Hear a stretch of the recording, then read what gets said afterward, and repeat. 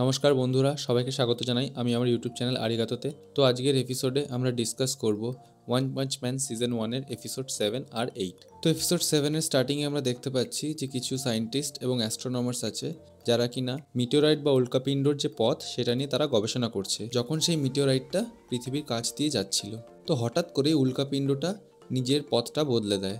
আর hero অ্যাসোসিয়েশনের তরফ থেকে একটা বড় ওয়ার্নিং দেওয়া হয় যে মিটিওরাইটটা সিটি জেডের উপরে পড়বে। তো অন্যদিকে সাইতামা আর জেনস বাড়িতে বসে তাদের হিরো র্যাঙ্কগুলোকে ক্যালকুলেট করছিল। তো সাইতামা 388 থেকে 345 অবধি আসতে পেরেছে, সেটাও ক্লাস সিতে। আর জেনস ক্লাস এসে নিজের পজিশনটাকে ধরে রেখেছে, কিন্তু জেনসের লোকপ্রিয়তা আগের চেয়ে অনেক বেশি বেড়েছে। তো এই উল্কাপিণ্ডর থ্রেটটার সঙ্গে ডিল করার জন্য সমস্ত এস ক্লাস হিরোজদের কল করে হিরো অ্যাসোসিয়েশন। তো শুধুমাত্র দুজন এস ক্লাস হিরো, এক হচ্ছে ব্যাং আর দুই হচ্ছে জেনস, এরা দুজন উপস্থিত হয় সিটি জেডটাকে উল্কাপিণ্ডর হাত থেকে বাঁচানোর জন্য। তো ব্যাং জেনসকে বলে যে শহর খালি করার নোটিশটা হিরো অ্যাসোসিয়েশন থেকে জারি করে দেওয়া হয়েছে এবং সমস্ত পাবলিককে বলে দেওয়া হয়েছে শহরটা খালি করে দেওয়ার জন্য, তাকেও শহরটা খালি করে দেওয়া উচিত। কিন্তু সে নিজে ওখানে থাকতে চায় ফ্যামিলি অনার এবং প্রাইডের জন্য। সে নিজেকে জেনসের কাছে ইন্ট্রোডিউস করতে যায়, কিন্তু জেনস কোনো কথা শোনার আগেই ওখান থেকে চলে যায় ওই মিটিওরাইটটাকে আটকানোর জন্য। জেনস নোটিস করে কিছু সিভিলিয়ান আছে যারা মিটিওরাইটটাকে দেখে পালানোর আশা ছেড়ে দিয়েছে এবং তারা হতাশ হয়ে দাঁড়িয়ে পড়ে। জেনস তখন ভাবে যে এখন অনেকটাই দেরি হয়ে গেছে, এই মিটিওরাইটটা যখন পড়বে শুধু এই শহর নয়, আশেপাশে যত শহর আছে সবগুলো নষ্ট হয়ে যাবে। কিন্তু তার এই শহরটাকে বাঁচানোর দৃঢ় ইচ্ছা আছে, কারণ তার মাস্টারও এই শহরে থাকে। তখন সেখানে উপস্থিত হয় আরেকজন এস ক্লাস হিরো যার নাম হচ্ছে মেটাল নাইট, আর সে তার নতুন ওয়েপনটাকে টেস্ট করে ওই উল্কাপিণ্ডর উপরে, কিন্তু কোনো লাভ হয় না। জেনস মেটাল নাইটের থেকে সহযোগিতা চায় এই মিটিওরাইটটাকে আটকানোর জন্য, কিন্তু মেটাল নাইট বলে যে সে এখানে শুধু তার নতুন ওয়েপনটাকে টেস্ট করতে এসছে। এই শহর যদি নষ্ট হয়ে যায় তাহলে তার কোনো যায় আসে না, কারণ তার আসল শরীরটা অন্য জায়গায়। তো metal night S class hero হওয়া সত্ত্বেও জেনস আর ব্যাঙের সঙ্গে যোগ দিতে চায় না। তখন জেনাস ডিসাইড করে যে তাকে একাই এই উল্কাপিণ্ডটাকে নষ্ট করতে হবে, কিন্তু সে কিছুক্ষণের জন্য স্থির হয়ে যায় এটা ভেবে যে সে যদি ফেল করে যায় তাহলে অনেক লোক মারা যেতে পারে। তখন ব্যাং জেনসের মনের থাকা এই সন্দেহটাকে দূর করে।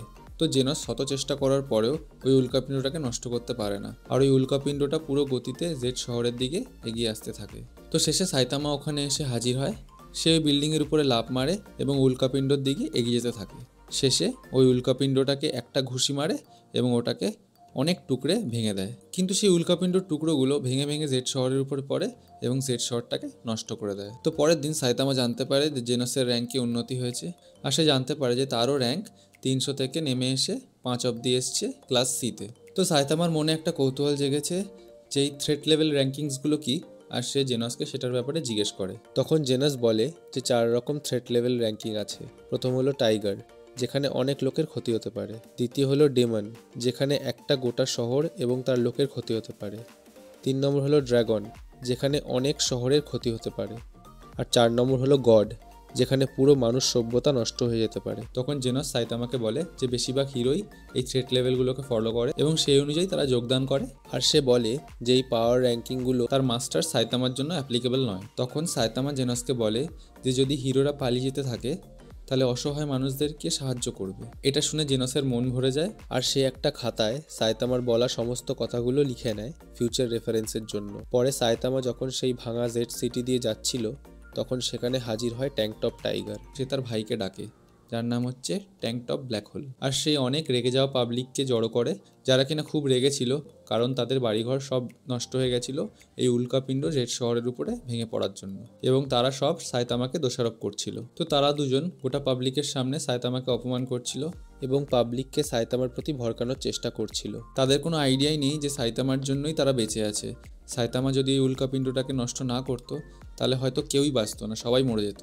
ট্যাঙ্কটপ টাইগার সাইতামার উপরে আক্রমণ করে, কিন্তু খুব সহজেই হেরে যায়। তখন তার ভাই ট্যাঙ্কটপ ব্ল্যাক হোল আক্রমণ করে, সাইতামার হাতটা চেপে ধরে নেয়। তখন সাইতামা রেগে মেগে ওই ক্ষুব্ধ পাবলিকদেরকে বলে যে হ্যাঁ, তার জন্যই গোটা জেড শহর নষ্ট হয়েছে এবং সেই গোটা দোষটা নিজের উপরে নেয়, কারণ হিরোরা তাদের জীবনের রিস্ক নিয়ে তারা মানুষদের বাঁচাতে চায়, কিন্তু তারপরে যদি এরকম রেজাল্ট কেউ পায় তারা হয়তো নিরাশ হয়ে যেতে পারে। সাইতামা তখন ঘোষণা করে যে সে মজা মস্তি করার জন্য একটা হিরো হয়েছে। সাইতামার কোনো যায় আসে না যে লোকে ওর বিষয়ে কি বললো না বললো।